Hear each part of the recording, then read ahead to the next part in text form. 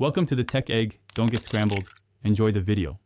In this video, I will explain how to make moringa flower vegetable. First, gather your fresh moringa flowers, ensuring they are clean and free from debris. You'll also need a few common ingredients like onions, garlic, green chilies, and a touch of oil. This guide will walk you through each step, from preparation to the final delicious dish.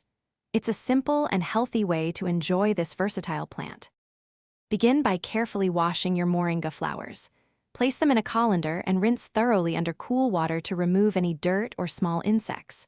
After washing, gently pat them dry with a clean cloth or paper towel. Next, prepare your aromatics. Finely chop 1 medium onion, 2 cloves of garlic, and 1 or 2 green chilies, depending on your preferred spice level. Now, let's start cooking. Heat about 2 tablespoons of your preferred cooking oil in a pan over medium heat.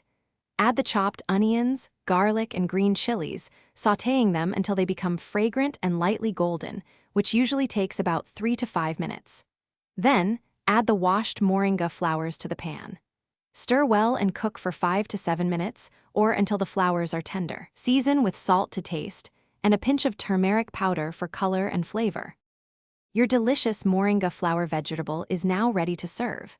Enjoy it hot as a side dish with steamed rice, flatbread, or even as a light meal on its own. This simple preparation highlights the natural flavors and incredible nutritional benefits of moringa flowers, which are packed with vitamins, minerals, and antioxidants.